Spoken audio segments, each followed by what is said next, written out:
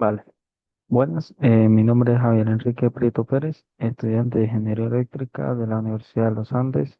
En esta ocasión, haciendo el curso de Laboratorio Electrónica 2 con el asesor, tutor, profesor, ingeniero Alberto Medrano. En esta ocasión voy a hacer una presentación sobre el puente de Wheaton, cuáles son sus principales fundamentos teóricos y aplicaciones en el campo. El puente de Wheaton es básicamente un circuito eléctrico diseñado para medir resistencias eléctricas desconocidas comparándolas con resistencias conocidas. Esta fue la base teórica que se le proporcionó en un principio por por sus creadores, quien fue Samuel Hunter, que fue el principal creador del puente de Wheaton en 1833, pero se popularizó por Charles Wheaton en 1843, quien le proporcionó su nombre a dicho circuito. El puente de Wheaton tiene unas principales funciones, como ya los dije, pero con el pasar del tiempo se ha ampliado más su función en el campo, como lo es medir de forma precisa la resistencia eléctrica que sea muy pequeña. Para esto fue que fue creado, pero ahora se puede utilizar en sensores tales como las galgas tensiométricas, las cuales más adelante explicaré por qué se utilizan en este tipo de sensores, como con una misma idea, también se le pueden usar a sensores de temperatura o a dispositivos donde yo quiera determinar algún desequilibrio que exista. ¿Sí?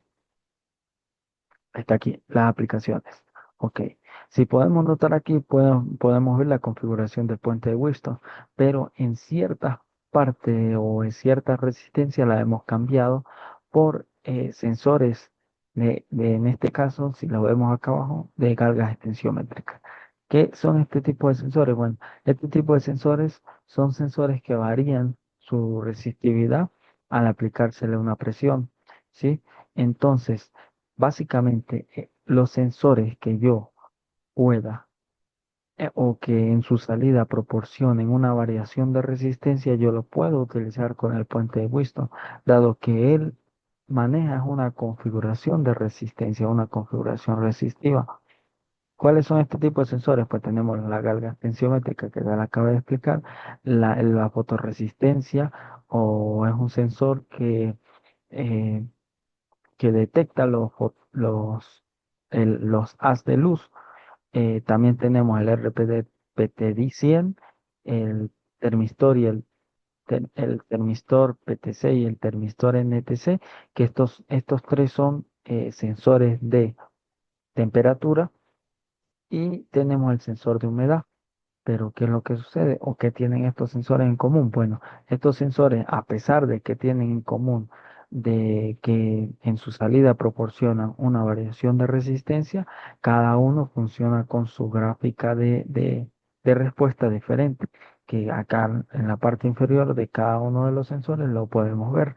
Entonces, cada uno responde de forma diferente, pero todos responden o proporcionan una respuesta resistiva. Por lo tanto, los podemos utilizar en el puente de Wheaton, el cual tiene dos funciones, entonces se le proporciona al puente de Wheaton. Una es que nosotros podemos equilibrar el puente de Wheaton de tal forma que, o podemos desequilibrar el puente de Wheaton de tal forma que obtengamos una respuesta que nosotros querramos medir. Eso lo voy a explicar acá.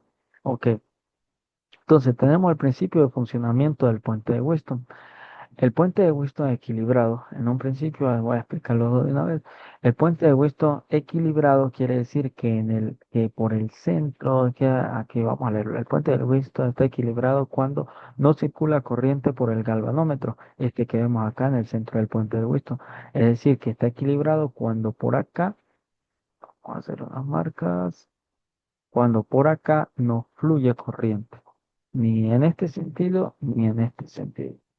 Entonces, está equilibrado cuando por allí no fluye corriente, es decir, la diferencia de potencial en el punto B y punto D entre este nodo, ¿sí?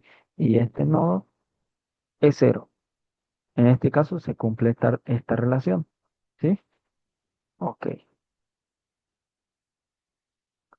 ¿Qué quiere decir que está equilibrado entonces? Si por acá no fluye corriente, por acá fluye una corriente y por acá fluye otra corriente.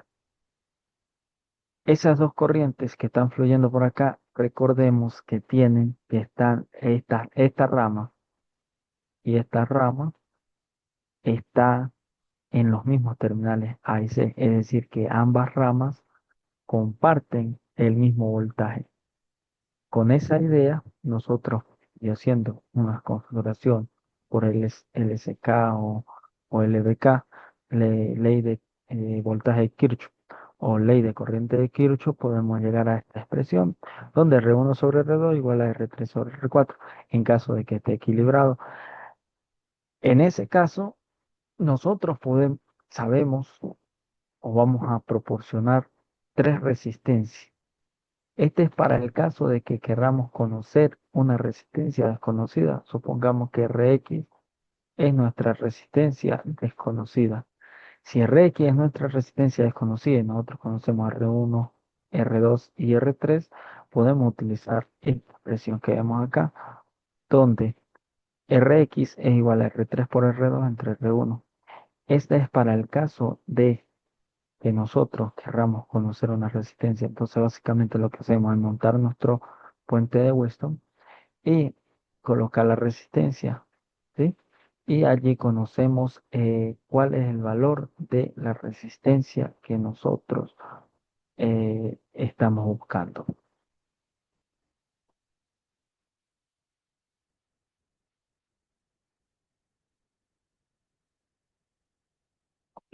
¿Cuáles son las ventajas y desventajas del puente de Weston? Bueno, las principales ventajas es que permite medir resistencia con gran precisión, ¿sí? Dado que tenemos un juego por ley de Ohm, voltaje corriente, podemos medir una resistencia con muy buena precisión. Detecta pequeñas variaciones en la resistencia, útil en sensores. ¿Qué es lo que sucede? Vamos a volver acá. ¿Qué sucede si yo coloco acá un sensor? Ay, ¿qué sucede si yo coloco acá un sensor? Bueno, cualquier desequilibrio que exista vamos a hacerlo.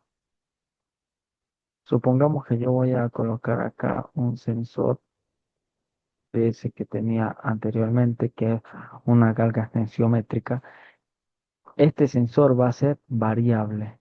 Entonces, si este sensor es variable, yo equilibro mi puente de Whiston, ¿verdad?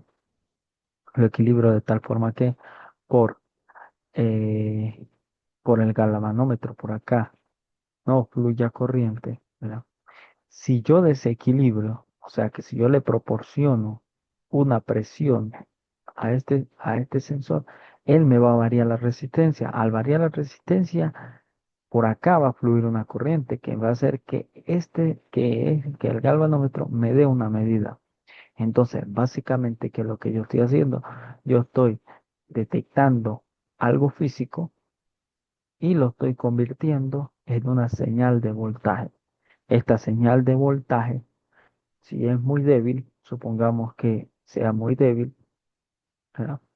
Yo la puedo colocar en un amplificador operacional y me puede sacar una señal de mejor magnitud que yo pueda proporcionarle a algún dispositivo que vaya a hacer alguna respuesta.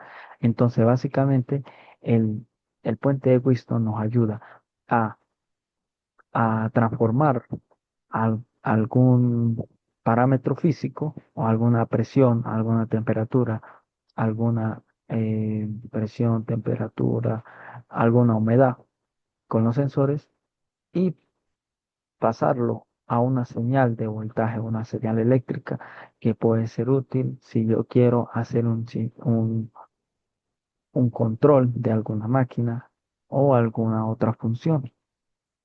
¿Sí? Ok.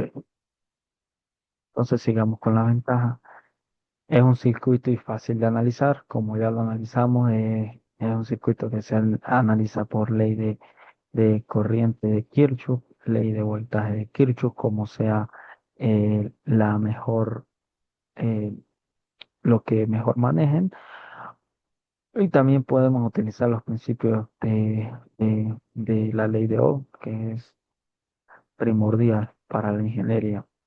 Puede utilizarse en instrumentación y medición automática, por ejemplo, galgas tensiométricas, que fue lo que expliqué, para qué era que se utilizaba básicamente el puente de Wheatstone, y que sus funciones son bastante amplias, pero él también proporciona alguna desventaja.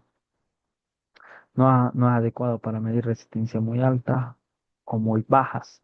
Cuando yo estoy hablando de resistencia muy bajas, estoy hablando de resistencia demasiado chiquiticas que se pueden ver afectadas por cualquier pequeña variación.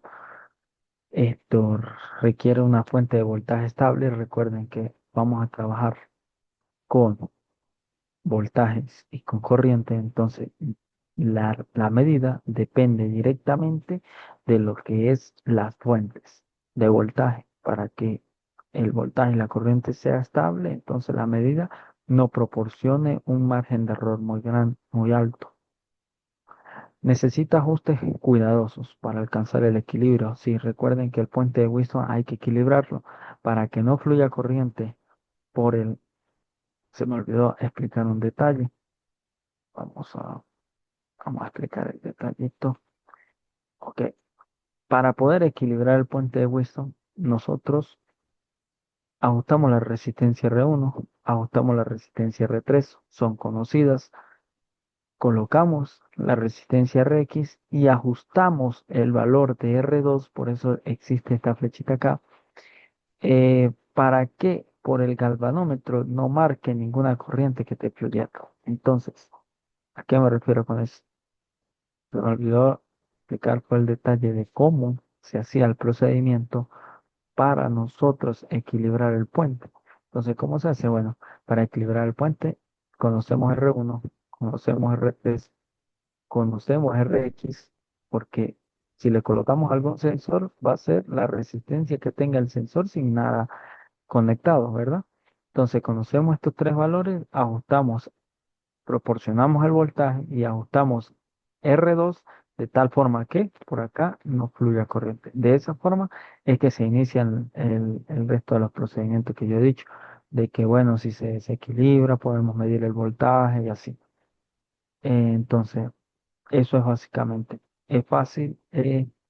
Hay que tener cuidado en que tenemos que ajustar este valor de R2. El valor de R2, si por ejemplo, vamos a suponer, voy a hacer un ejemplo de colocar